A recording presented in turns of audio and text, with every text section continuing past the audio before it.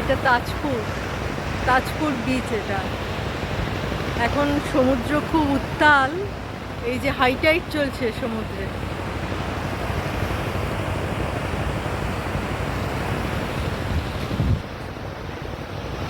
High Tide চলছে এখন সমুদ্রে। সেই যে আমরা দীঘা গিয়েছিলাম, দীঘা থেকে আমরা তাজপুর গিয়েছিলাম। দীঘা থেকে তাজপুর, নিউ দীঘা থেকে তাজপুর এই 40 মিনিট 45 মিনিটের ড্রাইভ। দীঘার মোহনা ছাড়িয়ে দীঘার মেরিন ড্রাইভ বরাবর সোজা গেলেই তাজপুর। সকালবেলা আমরা চলে গিয়েছিলাম, খুব ভালো লেগেছিল। আর এই যে তাজপুর সৈকতটা খুব সুন্দর সাজানো গোছানো। এই যে এখানে একটা রেস্তোরাঁ, ওখানে বসার জায়গা, আর বিচ বরাবর খুব সুন্দর সুন্দর সব সামুদ্রিক প্রাণীর মুরাল দিয়ে সাজানো, কোনোটা জেলিফিশ, কোনোটা ডলফিন, কোনোটা মৎস্যকন্যা, অপূর্ব এক কথায়। আর আমরা যখন গিয়েছিলাম তখন সমুদ্রে হাই টাইড চলছে, মানে সমুদ্র তখন উত্তাল।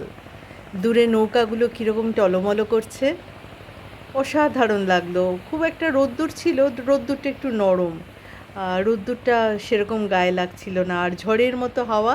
আর দূরে ওই যে মহিলা আলু কাবলি বিক্রি করছিলেন, ওনার কাছ থেকেই আমি আমরা খেয়েছিলাম, দারুণ লেগেছিল। আর ওই দূরে আর এই তাজপুর থেকে ওই দূরে একটা ইয়ের মতো দেখা যাচ্ছে, দ্বীপের মতো দেখা যাচ্ছে সবুজ, ওইটা বলছে মন্দারমণি। এই যে দূরে একটা দেখা যাচ্ছে, খুব সুন্দর। এখান থেকে তাজপুর বিচ থেকে দূরে মন্দারমণিটাও খুব সুন্দর লাগছে। ওই নৌকাগুলো টলমলো করতে করতে দুলতে দুলতে যাচ্ছে, আর সমুদ্র পুরো উত্তাল, ভীষণ ভালো লেগেছিল। এই যে দূরে একটা ব্রিজ দেখা যাচ্ছে, ওইটা হচ্ছে মন্দারমণি। আমাদের সময় ছিল না বলে আমরা যেতে পারিনি মন্দারমণি। এই যে এটা হচ্ছে মন্দারমণি, লোকাল লোকেরা বললো। যাই হোক, খুব ভালো লেগেছিল আমার কাছে। আসলে তাজপুরের ভিডিওগুলো ছিল, আমি একত্রিত করে সময় করে এডিট করে বন্ধুদের জন্য শেয়ার করে দিলাম। তাজপুরটা আমার খুব ভালো লেগেছে, অসাধারণ।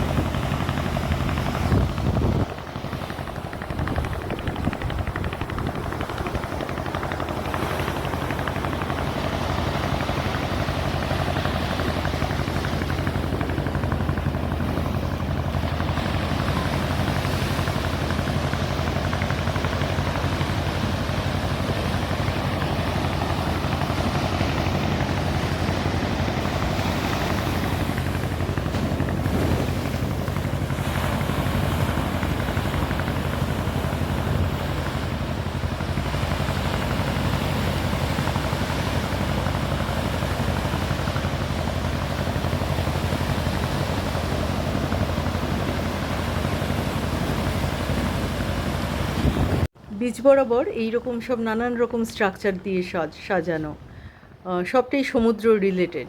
খুব সুন্দর, বালির ওপর বানানো, এক কথায় অপূর্ব, দারুণ লেগেছিল। নিরালা, নির্জন, শান্ত সমুদ্র সৈকত।